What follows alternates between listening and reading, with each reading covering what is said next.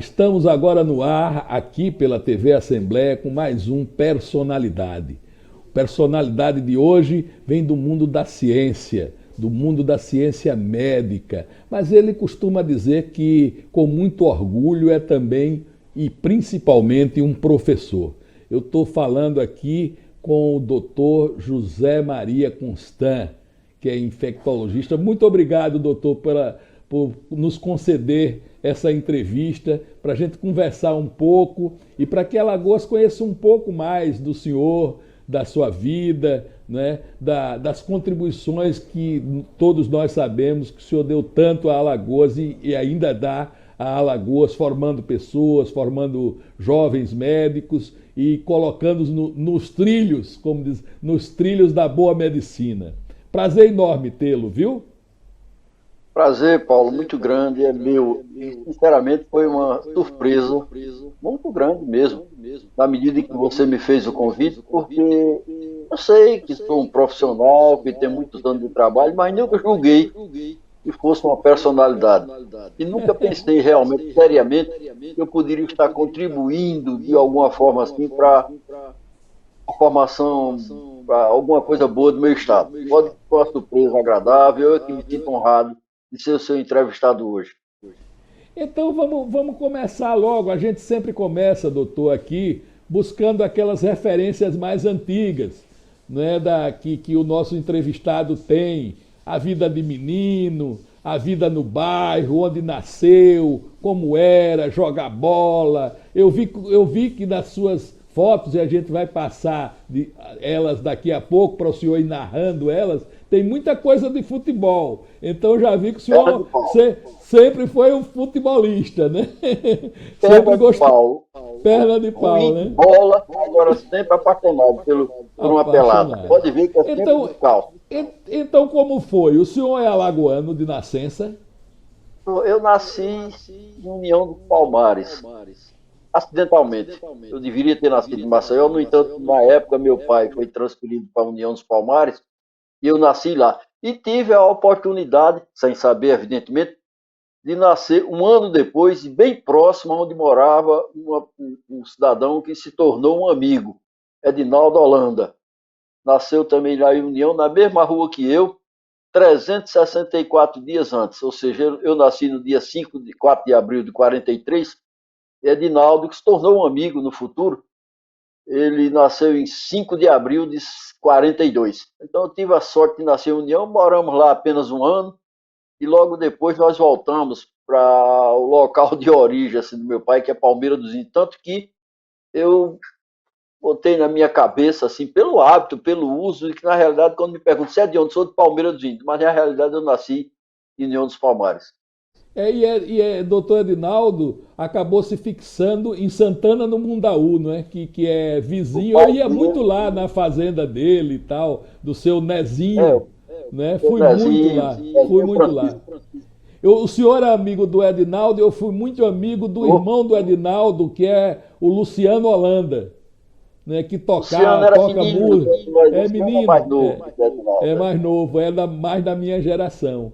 Então, é uma geração de excelentes médicos em Alagoas, né, que fizeram bastante. Mas vamos explorar um pouco mais isso. Nasceu logo em União e veio para cá, assim, veio logo para Maceió ou não? Foi para Palmeira dos Índios. O Palmeira dos Índios, que é a cidade, minha mãe é de Recife, mas o meu pai é de Palmeira dos Índios. Então, nós, praticamente, eu me criei em Palmeira dos Índios. Se bem que as minhas lembranças, assim, encadeadas, elas começam em Santana do Ipanema. De Palmeira, meu pai foi mais uma vez transferido, não porque fosse um mau funcionário, mas é porque era um bom funcionário.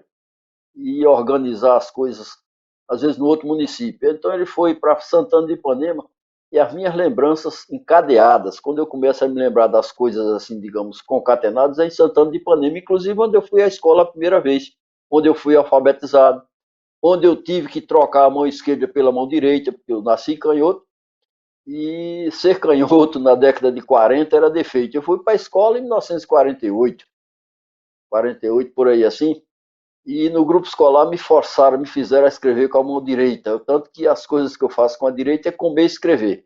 E hoje, depois de muito tempo, eu resolvi tirar a desfurra. eu uso o mouse com a mão esquerda. Então, no computador, já depois de muitos Muito anos, eu bem, voltei a doutor. ser canhoto. Pelo menos Isso é uma das maiores, né, atrocidades que faz com o menino, né? Naquele tempo era assim. Eu quase era na cheguei a reguada. fazer isso, quase cheguei a fazer isso com o meu filho. Ele também fazia com a mão esquerda. Ah, menino, larga isso. Depois é que, né, a gente vai entender que não é bem assim, que o menino É, é canhoto. Né? eu não tenho mágoas absolutamente da minha escola. Era uma coisa da época, em 48, 49. Eu tive que trocar a mão esquerda pela direita para escrever, porque levava reguada na mão. E a crenças que naquele tempo não havia régua de plástico, era de madeira, doía mais. Então, mas aí E em seguida, Palmeiras. a primeira professora, lembra a primeira professora, assim, a professora, aquela a primeira que lhe chamou a atenção, assim, que lhe prendeu, né? Lembro, sim, lembro. Eu tive uma professora que eu tive o prazer, foi a minha primeira convidada quando eu me formei em medicina, Dona Luizinha Brito, no grupo escolar Almeida Cavalcante, em Palmeira dos Índios. Essa foi uma professora assim que foi muito marcante para mim, no curso chamado curso primário. Tanto que eu tive o prazer de levar o meu convite para ela, de formatura, e dizer ela o seguinte, que se não fosse as bases que ela me incutiu ali lá no grupo escolar, a escola pública naquele tempo era muito boa, eu talvez não tivesse progredido tanto. Ela me marcou muito. Dona Luizinha Brito, de uma família de Lagoa do Caldeirão, em Palmeira dos Índios. Então, Dona Luizinha tem assinatura no seu diploma também, né? Ela poderia assinar ele também. Referendou embaixo. Seu pai, você falou que ele trocava muito assim, porque era muito requisitado. Qual era o trabalho dele, o labor dele? Meu pai, ele trabalhava numa firma chamada Sambra, Sociedade Algodoeira do Nordeste do Brasil, que era uma firma alemã. E que justamente na época que eu nasci, ela foi trocada de mãos. Ou ela foi encampada, comprada eu acho que não foi, porque ninguém ia comprar nada de alemão, né? Deve ter sido encampado e os camaradas foram mandados de volta para lá e ela se tornou uma empresa brasileira. Meu pai trabalhava na Sambra, era gerente de unidade da Sambra.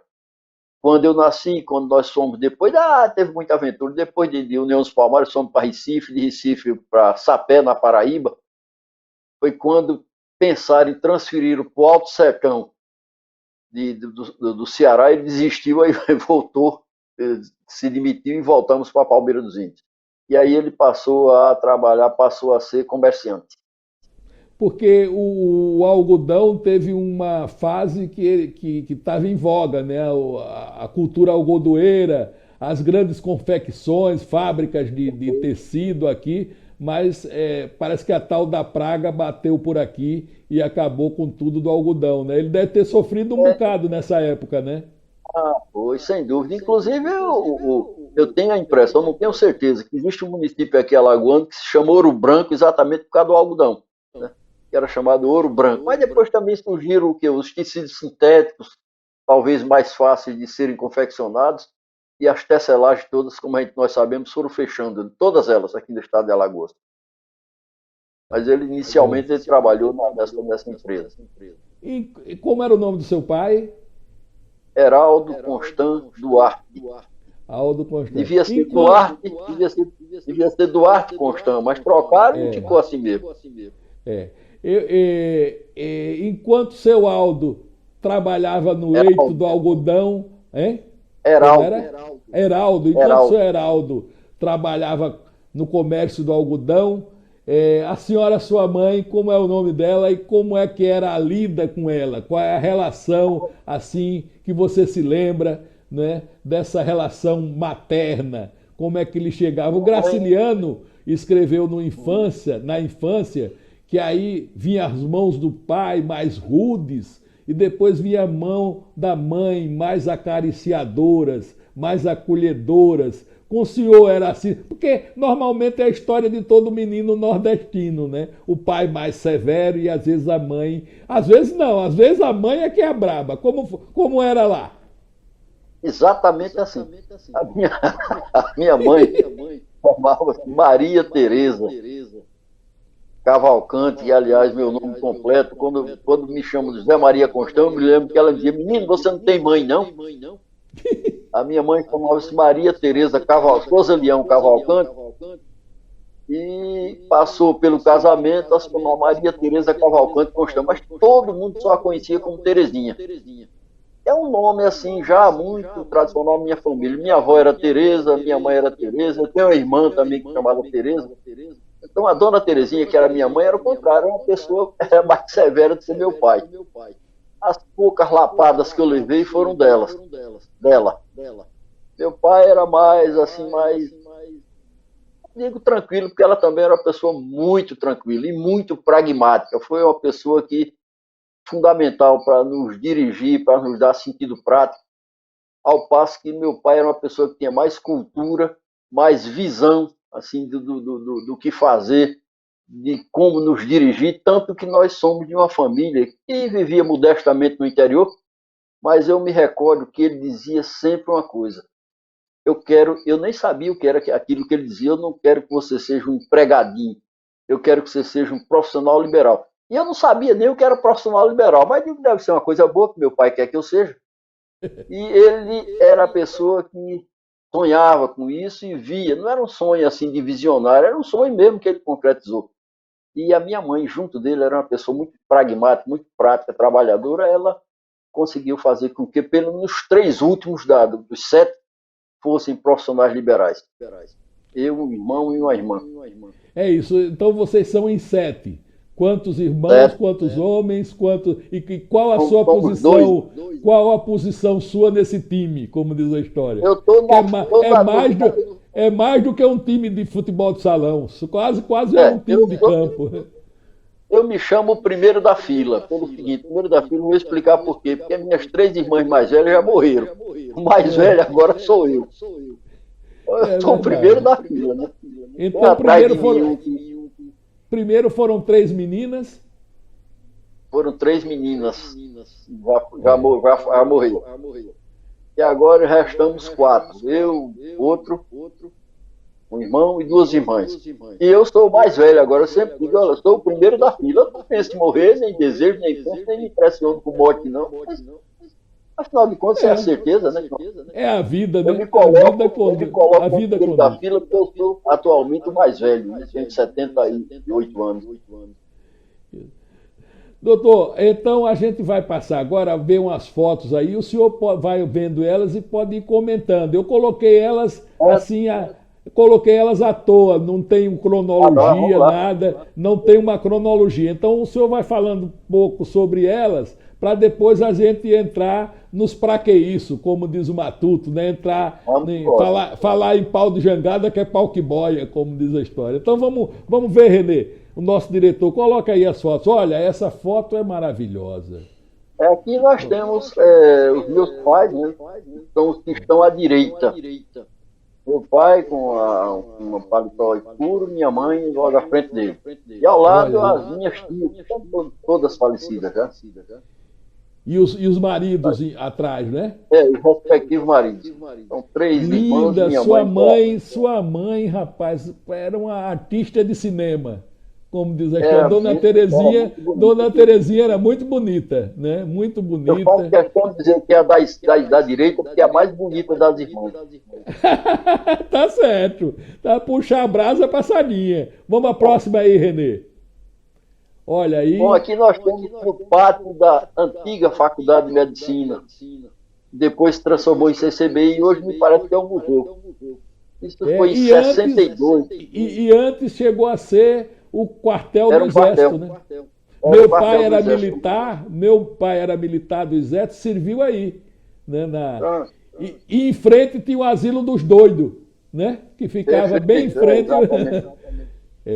Só tinha ruínas quando estudou medicina. Aqui é no ginásio Pio XII, em 1957, em Palmeira dos Índios.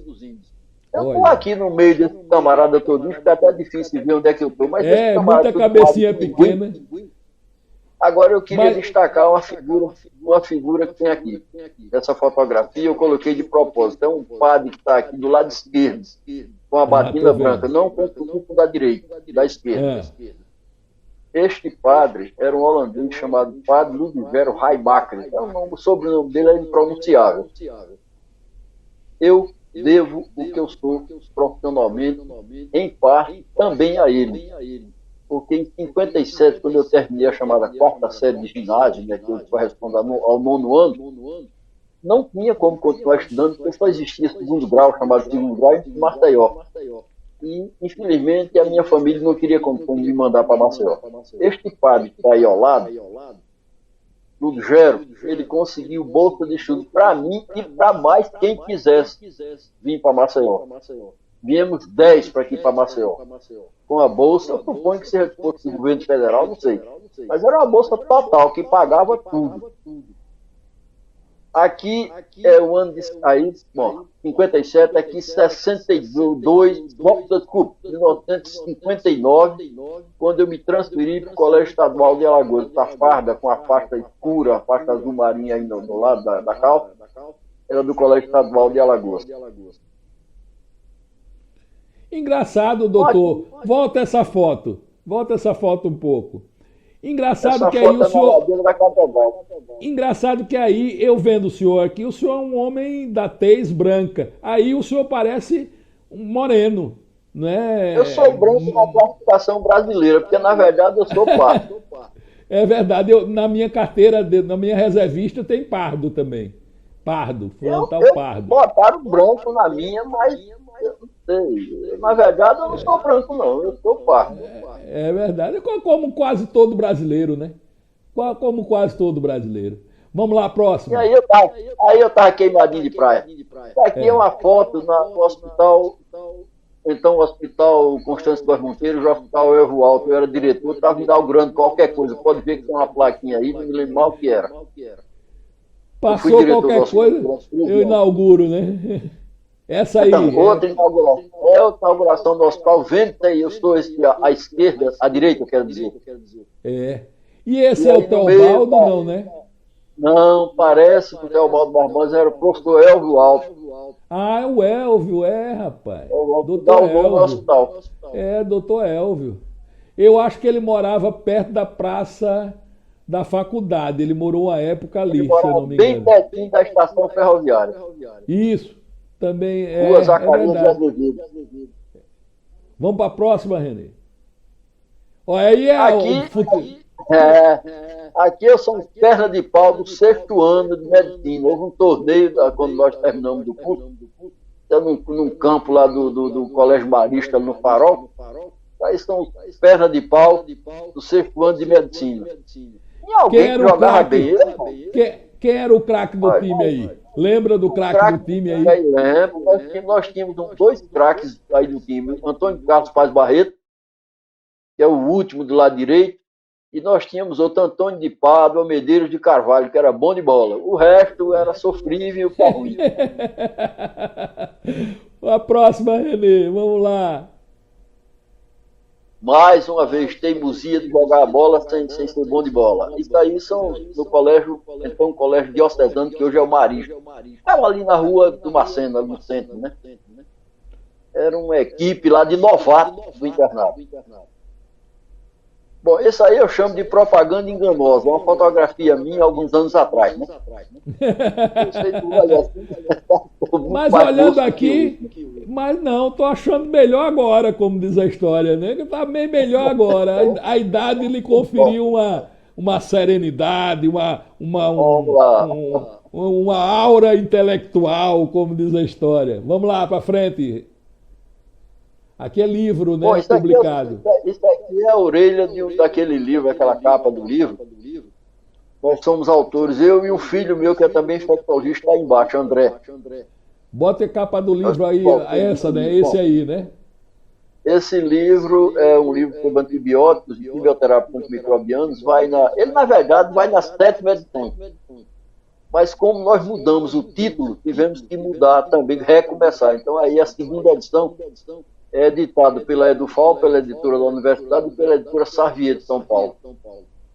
Esse livro, os autores somos eu e meu filho, André Beltrão Lessa. Pronto, André, esse que está mais altão aí atrás. Isso aqui eu com os meus 7 filhos, né? É ou como menino. diria minha Ah, mãe, é, os meus sim, frutos. os meus Minha mãe frutos. dizia assim, E copiou, copiou o pai, sete também, fez sete também. Disse, eu não vou não, passar esse aqui embaixo. sou eu. É bom, é meu pai, é verdade. Empatei com o seu Heraldo. Empatou com o seu Heraldo. Disse, oxe, não, eu quero ver igual o seu Heraldo. E aí eu tô vendo duas, três meninas, né? Ali volta Aqui é aquela, minha, Renê. Ali é são três duas, meninas, duas são meninas, duas e cinco homens. cinco homens, olha. Já pensou, é menino para danar. Qual desses Aí seguiu é a carreira de médico? um bocado. Se voltar Um a bocado. fotografia, eu aponto aí. Volta aí. Você tem, por exemplo, aí esse que está no lado direito, que é o Guilherme, é médico.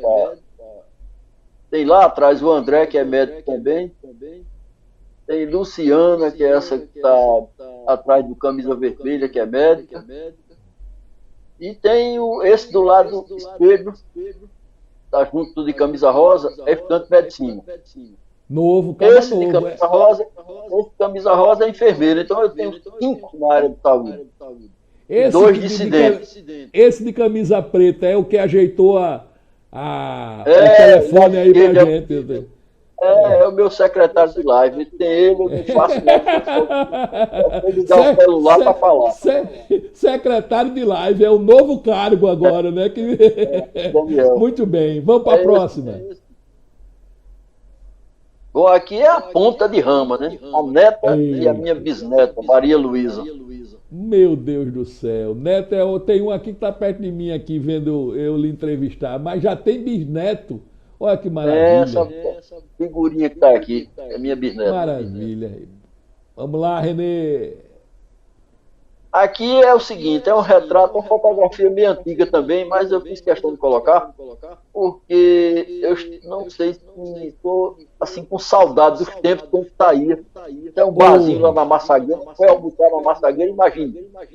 Eu e meus filhos da segunda safra, aí só tem a segunda safra. Meu Deus do céu. Já pensou?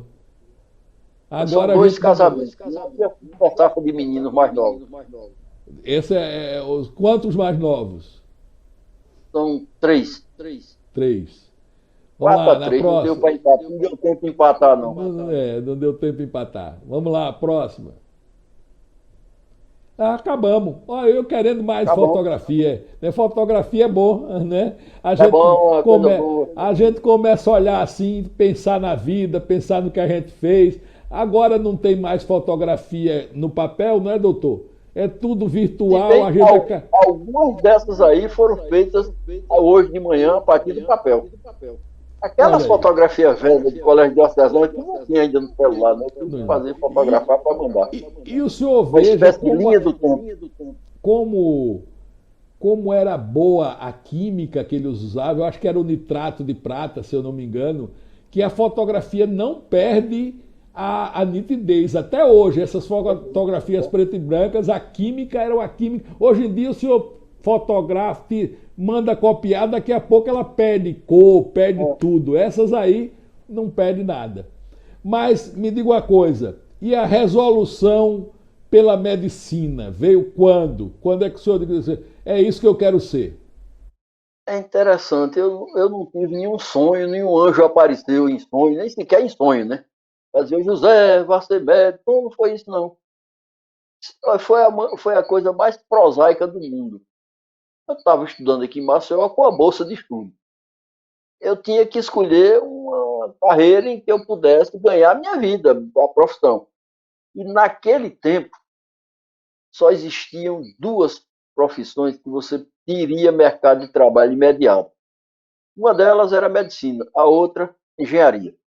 Naquele tempo, uma carreira hoje muito boa, que é direito no caso, não oferecia muitas opções. Então você tinha que escolher, basicamente, se você tinha que fazer alguma coisa que precisasse certeza ganhar a vida logo em seguida, teria que ter prática. Odontologia, tudo bem, mas a odontologia naquele tempo também era um problema, porque era preciso montar consultório, muita despesa, muita coisa. E eu, francamente, optei pela medicina, porque nunca me dei bem com matemática. Então, sabia as 4 operações, ficava por aí. E então optei para fazer o vestibular de medicina. Outra coisa, a convivência que eu tinha também com colegas que moravam numa pensão comigo, aquela pensão de estudante. Aqui existiam muitas pensões, né, de estudante do interior. Eu morava com vários colegas de medicina e via ele, inclusive, estudando. De vez em quando ele me usava como cobaia para me examinar. Zé, tira a camisa para fazer uma ausculta, para treinar. Eu, com isso, eu terminei me encantando com a história e entrei desse jeito, e deu certo, graças a Deus. Eu tive uns 2 momentos de arrependimento logo no primeiro e segundo ano, mas depois engrenei a partir do terceiro e a coisa deu certo. Então não foi uma coisa assim, minha vocação, não. Foi meramente por isso. Eu não me dava bem com matemática, com números, fui para a banda da ciências biológicas. Deu certo. E aí entrou para ciências biológicas, entrou para medicina e atuou primeiro como médico, ou a atividade que o senhor disse que o senhor tem um bem, não é, que tem uma dedicação a ela, que é a atividade de professor, veio depois, foram as duas juntas, como é que aconteceu isso? Eu comecei como médico. Na verdade, eu queria fazer doenças infecciosas, isso que eu faço atualmente. Mas a única possibilidade seria para trabalhar no Hospital Constância de Góes Monteiro, que hoje chama CELVIOTA. Eu não sabia se eu ia para lá, se podia ir, no Hospital do Estado, podia ir, podia não ir. E eu fiquei meio assim no limbo, no primeiro ano, recém-formado. Trabalhando como médico. Aqui, primeiro, passei 6 meses trabalhando no interior, São Luís de Quitunde, foi meu primeiro emprego. Depois vim para cá, para Maceió, tentando me arranjar. Um belo dia, que na verdade foi belo mesmo, porque às vezes um belo dia foi uma desgraça. Um belo dia eu ia ali pela rua, eu lembro como hoje, ia pela rua do comércio, ali ao lado do antigo Produban, e encontrei um professor meu, José Casado Valente Lima, doutor Zé Casado. E ele disse, olha, Zé Maria, o Elvio está precisando de uma pessoa para ficar com ele, que ele está sozinho na disciplina de doença infecciosa. Vai falar com ele. E eu fui.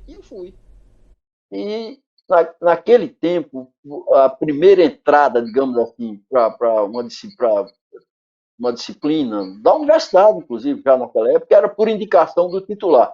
Era uma entrada provisória, depois você tinha que fazer concurso. E ele me indicou como auxiliar de ensino. Eu era auxiliar de ensino do professor Elvio. E entrei com isso, eu tive acesso ao hospital e comecei a fazer exatamente aquilo que eu queria fazer, doenças infecciosas, e ensinar. Naturalmente, ele me entregou inicialmente aqueles temas mais bestinha, era uma aula prática aqui, uma aula lá, para ir treinando. E com isso eu fui ganhando a confiança dele e resultado. Chegou um ponto que eu tive que prestar concurso.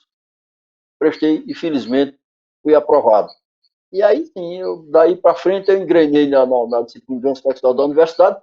Foi quando foi fundada a Escola de Ciências Médicas, eu também fui selecionado e fiquei como professor da Universidade das Ciências Médicas.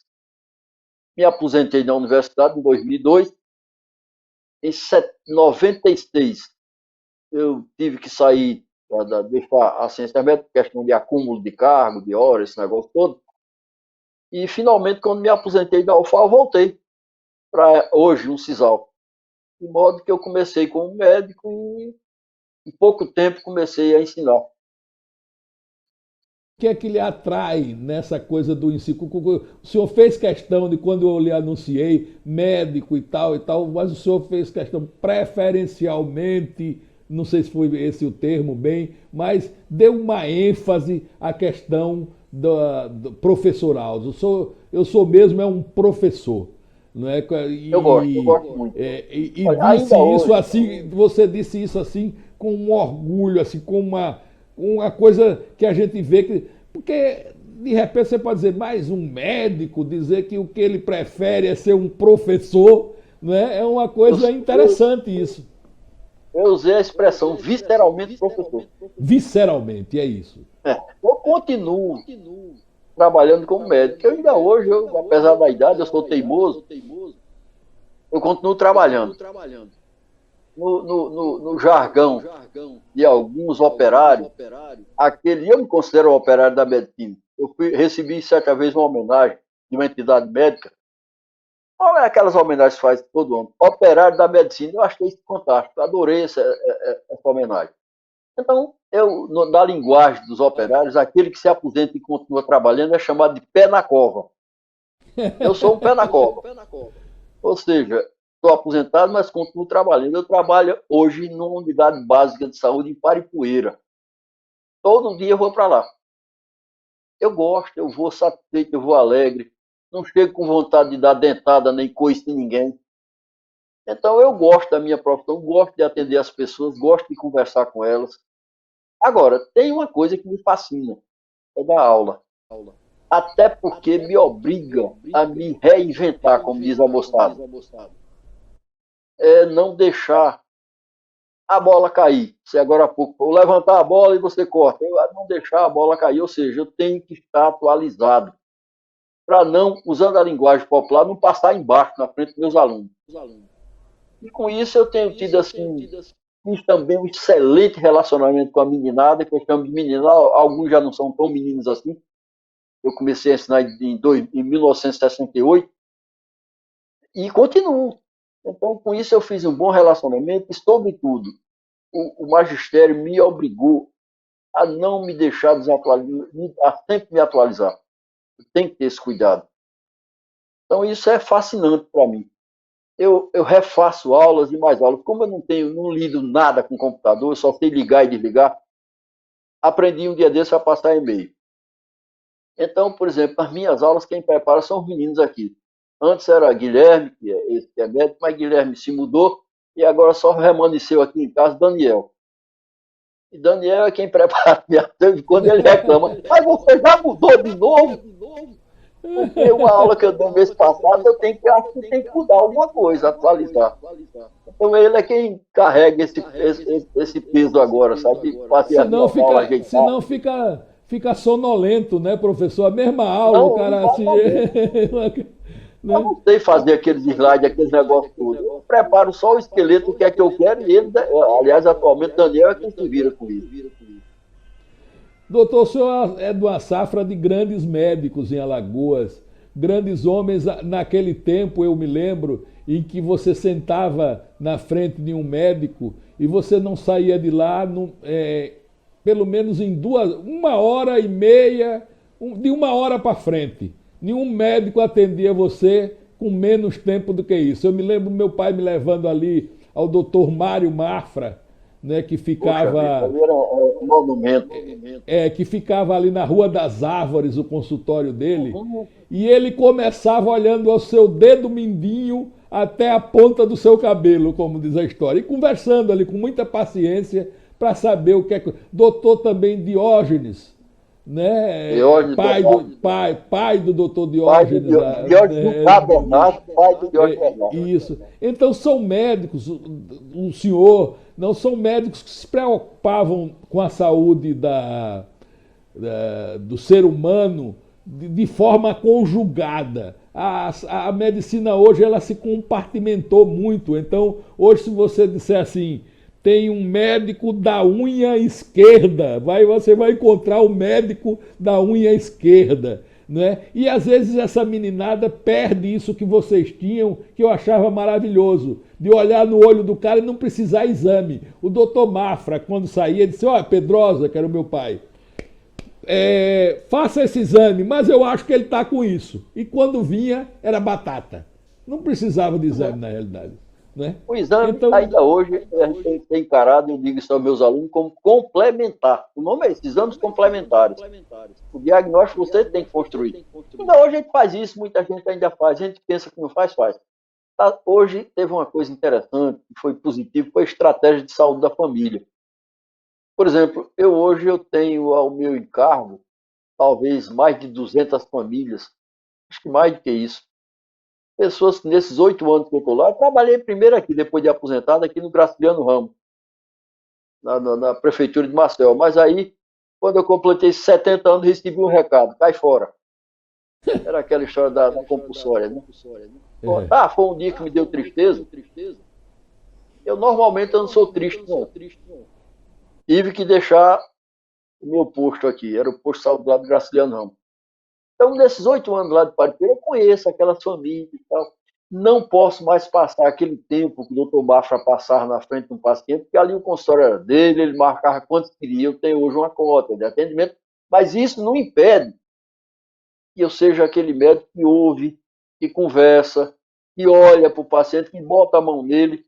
E está acontecendo uma coisa curiosa que eu estou dizendo muito aos meus alunos, é que, ultimamente, aquilo que é uma obrigação passou a ser virtude. Outro dia eu ouvi dizer o seguinte: doutor, o senhor é um médico bom porque examina. Mas claro que eu tenho que examinar. É meramente Ora, minha obrigação. Então, você é bom porque examina, porque bota a mão, mas é obrigação. Porque a obrigação virou virtude.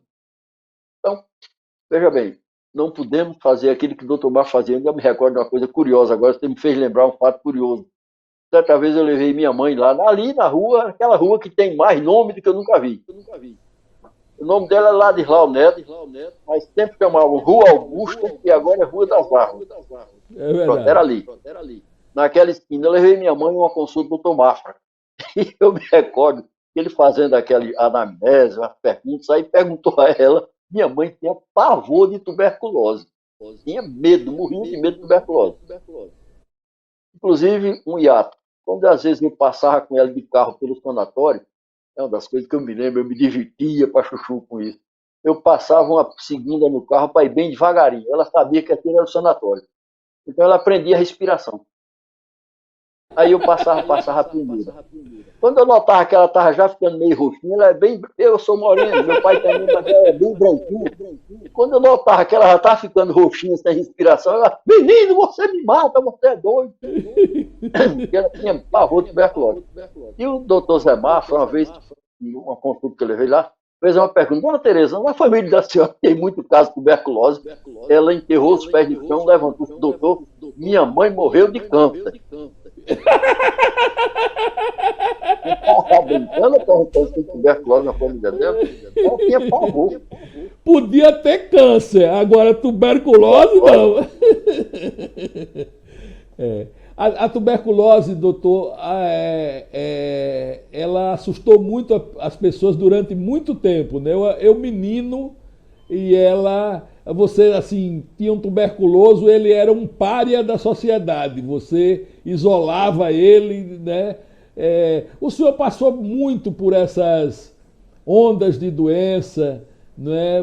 Pela sua idade, pelo tempo que o senhor tem de trabalho, assim, que momentos o senhor se recorda assim, de momentos dramáticos da infectologia brasileira que o senhor tenha participado antes desse? Depois a gente vai falar desse, mas antes.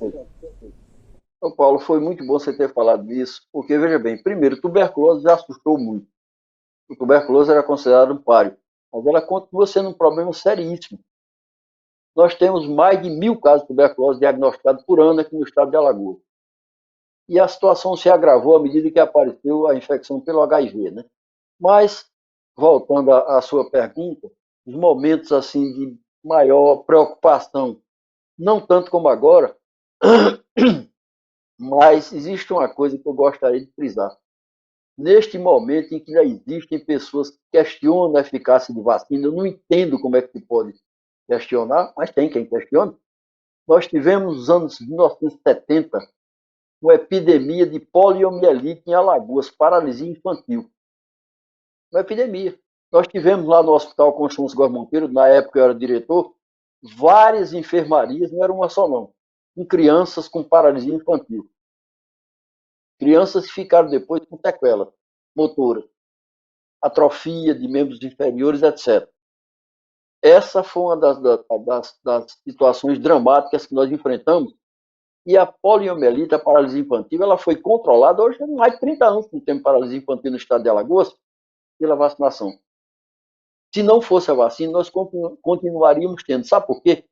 Porque poliomielite é uma doença transmitida pela água.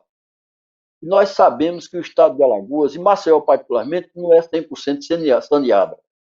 Quem duvidar da falta de condições de saneamento básico, é só passar. Eu digo, repito muito isso, está se tornando repetitivo. Passe no Dique Estrada e veja aquelas favelas que estão ali.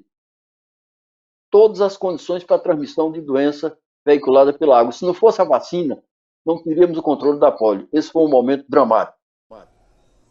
Segundo momento também, esse mais pesado, foi a meningite, a epidemia de meningite meningocócica entre os anos de 70 e 74. 74. Foi terrível. Pra você ter uma ideia, nós falamos agora há pouco em Santana do Mundaú, eu me recordo do dia, lá no hospital, em que chegou uma catomba, não foi menos do que isso, é incrível, com 13 doentes de Santana do Mundaú, uma cidadezinha daquele tamanho, contribuindo com 13 de uma vez. Parece desumano transportar numa caçamba, mas não tinha como transportar de outra maneira. Uma caçamba, aquelas caçambas de carregar brito. 13 doentes que vinham daquela região. Então a epidemia de meningite meningocócica foi terrível. O hospital sofreu, a equipe era pequena, a equipe médica de enfermagem, e nós nos desdobramos. Infelizmente, no meio da pandemia, da epidemia de meningite meningocócica, começou em São Paulo, espalhou-se em todo o Brasil. Nós não tínhamos onde comprar vacina, porque a vacina que existia na época, a produção, tinha duas vacinas, uma francesa e outra americana, já estava toda comprometida com o chamado cinturão meningítico da África. Era uma região endêmica de meningite lá na África. Mas finalmente se conseguiu comprar, foi o que resolveu a situação. Quando a vacinação em massa aconteceu, foi nos anos 70, as filas de vacinação, por exemplo, ali no Trapichão tinha fila de vacinação, em todo local público tinha fila de vacinação, a doença foi controlada. Então foram esses dois episódios assim mais dramáticos que nós atravessamos. E tivemos também um que não foi tão dramático, mas foi trabalhoso, foi a epidemia de cólera em 1992. Essa também foi séria. Essas três situações foram preocupantes. Das três, as mais preocupantes foram porque a meningite meningocócica é transmissível, né? E pólio pelo estrago que provocava. Porque na cólera, quando você conseguia reidratar, você tirava o paciente do risco e ele ficava sem sequela. E nós não perdemos quase nenhum paciente. E não foi com nenhuma tecnologia de ponta, não. Foi com dedicação ali de toda a equipe, não só médica, mas toda a equipe de saúde, os pacientes que chegavam. Lá naquele velho hospital Constâncio Góes Monteiro, que hoje chama-se Elvio Alto. Que transformou-se num hospital referência. Né? Um hospital referência, hoje é um hospital inclusive para o Brasil. Tem pessoas que referenciam o Hospital Elvio Alto muito pelo seu trabalho, viu, doutor? O senhor disse que não é uma personalidade, mas o seu trabalho conseguiu, assim, transformar aquele centro ali num centro de referência em Alagoas, para o Nordeste e para o Brasil. Um centro foi de muita gente. Inclusive ali tem um destaque equipe, todo especial. Equipe, e ali um destaque todo especial para quem deu corpo àquele serviço. Não ao hospital em si, mas ao serviço. O professor Elvio Alto. Ele foi a alma daquilo ali. Isso. Como chegou para vocês a AIDS, o HIV? Como é que ele chegou? Porque eu me lembro que ali era onde era tratado também. Eu acho que ainda hoje deve ser. Mas toda a referência era para lá. Né? E eu pelo menos sou de uma geração, começou a perder muitos amigos. Né? Porque eu faço teatro, né? Muitos artistas, muitos amigos começaram a embarcar por conta da AIDS, que era incontrolável, e até hoje mantém-se sob controle, mas a cura, nunca chegamos à cura, digamos assim.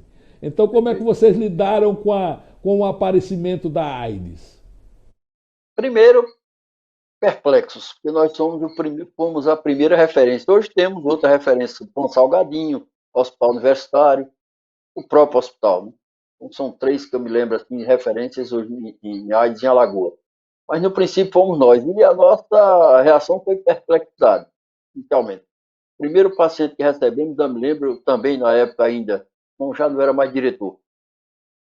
O primeiro paciente ele veio de uma cidade do interior. Na verdade, esse paciente era de São Paulo. Ele era daqui do interior, estava em São Paulo, adoeceu, voltou.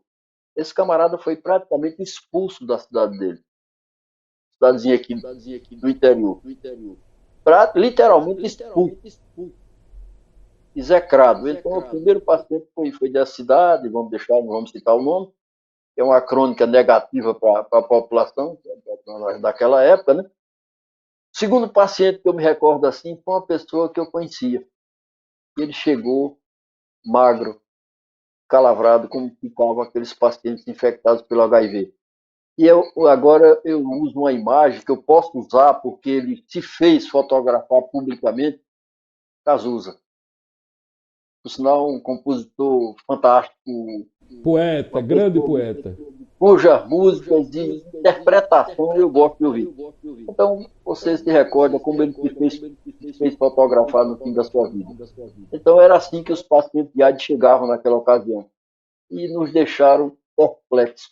Até porque nós tínhamos muito pouca coisa a fazer. Hoje não. Hoje já se tem o chamado coquetel, o tratamento, que mantém a vida e mantém a vida com qualidade. Não tem a cura, mas tem uma boa sobrevida. Nós sabemos que tem pessoas aqui no estado de Alagoas que estão com o vírus, não chegaram a desenvolver francamente a doença, mas estão infectados há cerca de 30 anos. E se mantêm em atividade, se mantêm em atividade profissional, se mantêm bem, com uma boa qualidade de vida. Esperamos, logicamente, que chegue um dia a cura e, sobretudo, que um dia se chegue a uma vacina. Isso é que é importante. Muitos testes, de vez em quando se fala, está próximo e de repente distancia, mas foi também realmente, você fez uma boa pergunta. A nossa primeira reação foi de perplexidade com a nova situação. Nós não estávamos habituados e tínhamos pouca coisa para fazer. Hoje já tem muita. Doutor, agora vamos chegar. Fomos por ali com a conversa de Cerca Lourenço, como dizia a minha avó. Você está com a conversa de Cerca Lourenço. E para a gente chegar à atualidade, não tem como a gente deixar de falar no mundo atual. E eu vou chegar a isso por uma coisa cômica, né? Que aparentemente cômica, mas que é espantoso. Eu falei aqui para o senhor antes, quando a gente estava ajustando, um amigo comum nosso, Enio Lins, né, que é jornalista, é meu padrinho de casamento e padrinho de batismo. Olha lá, o Enio é meu padrinho de batismo. Então você não batizou criança, não. Não, homem feito já, homem feito, porque minha mãe era espírita, não batizava, e quando eu fui casar, minha sogra era católica, então tive que me batizar, senão não casava na igreja. Quem me casou foi o padre Delbrando Guimarães, deve ter sido seu colega de universidade, foi pró-reitor, lembra dele, Delbrando Guimarães, padre Delbrando? Do nome, pessoalmente não o conheci. Então, eu vou começar essa história da agora por essa coisa do Enio. O Enio teve o Covid, né? E o Enio, uma situação complicada de saúde, né? Tinha operado um rim e tal. A gente muito preocupado quando surgiu a doença, eu e ele conversando, Enio, pô, eu sou obeso, você com esse negócio. E o Enio teve, aí eu fiquei agoniado, né? Liguei para ele, ele disse, não, estou nas mãos do doutor Zé Maria. Aí, e me contava tudo, falando baixo um pouco, assim, e tal, e ficou bom. E depois eu apareci com sintomas que achava que era. E aí me danei a tomar aquele coquetel de ivermectina com azitromicina. Só não tomei o diabo da cloroquina, mas o resto de ina eu tomei tudo, né? Tomei com gosto, como diz a história, com medo de não morrer. Aí fui ligar para ele, disse, Enio, eu estou tomando isso. Ele disse, jogue tudo fora. O doutor Zé Maria disse que se você quiser tomar ivermectina, se você tiver ou com lombriga ou com sarna, você pode tomar. Agora, de resto, você jogue tudo isso fora. Como é que a visão do senhor sobre essa doença, não é? Sobre esse vírus, o senhor que é um estudioso, não é? A visão de como ele aparece, parece que é um vírus. Eu assisti ali no Netflix um documentário, diz que ele vem sendo estudado há muito tempo, não é? Os coronas, né, vêm sendo estudados e as suas mutações, né? Como é que o senhor encara assim esse momento do aparecimento da doença e a visão que o senhor tem sobre isso? Bom, vamos logo começar com o Enio. É uma figura assim que eu sempre admirei. Eu admirei profissionalmente, como ser humano. uma pessoa realmente admirável. Eu não tenho saudade da doença do N, agora eu tenho saudade dos tempos que eu o orientava. Era bom, a gente conversava pelo telefone. Eu cheguei a botar um apelido na mulher dele, que eu sou cheio de liberdade, né? É. Ela estava falando com o Enio no telefone, às vezes ela dizia, não, mas não sei o que, eu dizia, Enio, cadê a Polícia Federal? Eu chamava ela de Polícia Federal. Porque é quem tem autoridade, né? É E verdade. outra Aqui em coisa, casa também. Aqui em casa também. merece respeito. É Então eu verdade. chamava ela de Polícia Federal. Pois bem, é cheio de liberdade. Eu sou cheio de liberdade com as pessoas, então eu tenho saudade não da doença do Enio, mas do tempo que nós conversávamos sobre a doença. Então, esse vírus, ele não é novo. Não tem nada novo na face da Terra, né? Não tem nada novo. Então, esse vírus ele foi descoberto em 1947. Foi identificado. É um vírus de animais. Ele é de animais e todas as grandes manifestações do coronavírus, ele provavelmente ele saiu de morcegos, possivelmente. Então, por exemplo, em 1900, eu de vez em quando falo isso, eu acho que os meninos, estou falando das meninas, Daniel e Guilherme estão aqui, já devem estar cansados de ouvir essa conversa. A primeira grande manifestação do coronavírus foi em 2002, na China. Um surto. Houve um surto de infecção pelo coronavírus que se limitou àquela região porque havia a transmissibilidade do vírus era pequena, ele não tinha a transmissibilidade que esse atualmente tem. Ele se transmitia com mais dificuldade e só quem transmitia a doença eram os doentes graves. Então, ora, doente grave não sai de casa ou não sai de hospital, não viaja, não vai para cantinho, então a doença ficou restrita àquela região por ele. Aquietou. Permaneceu certamente provocando casos isolados, como muitas vezes diagnosticado como gripe, que parece muito uma gripe. Não é uma gripezinha, como foi dito, está visto que não, né? Gripezinha não mataria quase 500 mil pessoas. Então, veja bem, quando foi em 2010, ele voltou à cena, agora na Arábia Saudita. As pessoas muitas vezes ficam chorando, vírus chinês, papapá. Não, não é só da China, não. Em 2010, ele se manifestou na Arábia Saudita. Morcegos, dromedários, que é aquele camelo mal acabado com a sua corcova, né? Só faltou uma. E para mim, camelo tem duas. Então, veja bem, dos morcegos passou para dromedários e daí para seres humanos. E foi também, mais uma vez, um surto em que morriam muita gente, muitas pessoas. E só os doentes graves transmitiam. Você tem uma ideia? De cada 100 pacientes no surto da Arábia Saudita, de cada 100 morriam 40. Letalidade altíssima. Então, como só os doentes graves transmitiam, a doença ficou restrita. Nesse surto agora, que depois se transformou em epidemia, pandemia, nós tivemos um novo vírus que foi chamado de SARS-CoV-2. O SARS-CoV-1 foi aquele 2002 lá na China, e ele fez uma espécie de barganha. É como se ele tivesse feito uma negociação. Estou falando assim para que as pessoas que são da área de saúde possam entender. É como se o vírus dissesse, vamos fazer um negócio. Eu vou infectar muita gente agora. Ou seja, eu vou ter alta infectividade e baixa letalidade. Você tem uma ideia, está morrendo muita gente.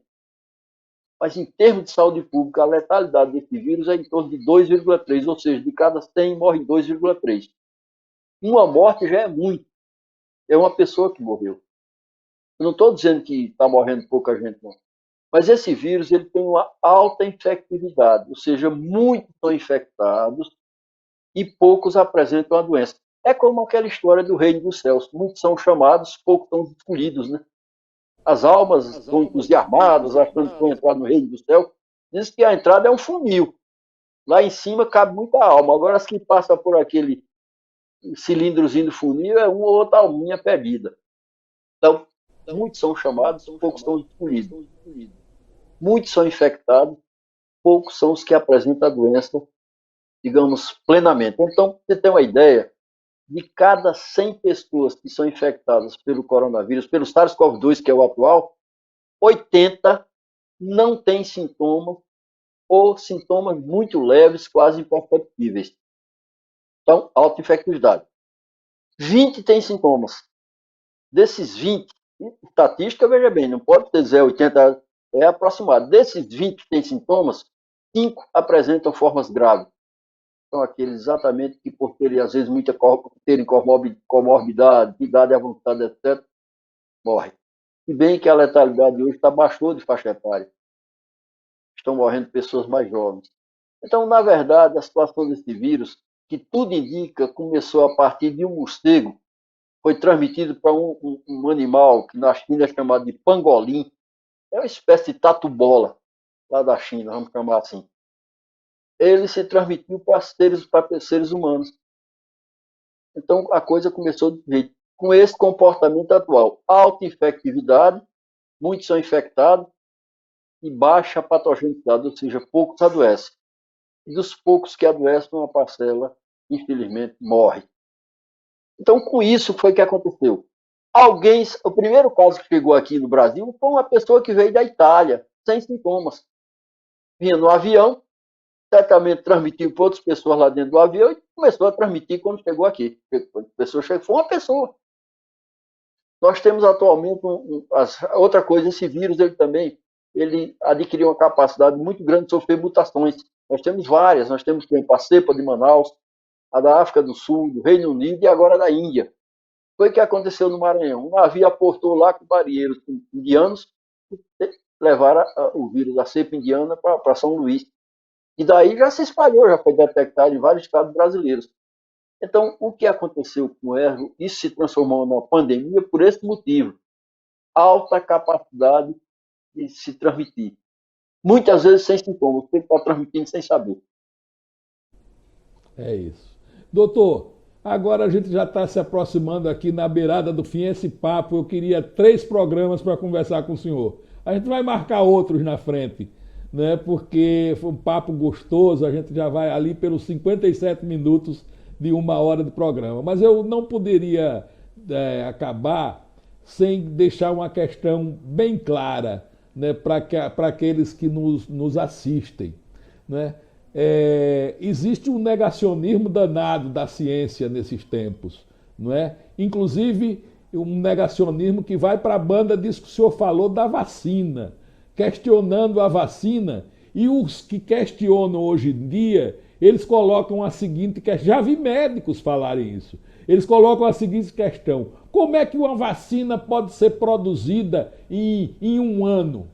Não é? Por que tão rápido a ciência, não sei, alegam, evocam a ciência para isso? Por isso que eu perguntei essa coisa de desde quando o vírus existe. Então, o que é que o senhor tem a dizer, por favor, encerrando essa nossa entrevista, para aqueles velhinhos que estão não querendo tomar vacina, para aqueles jovens que não querem tomar vacina, né? O que é que pode se dizer hoje em dia sobre essa doença e sobre a efetividade das vacinas?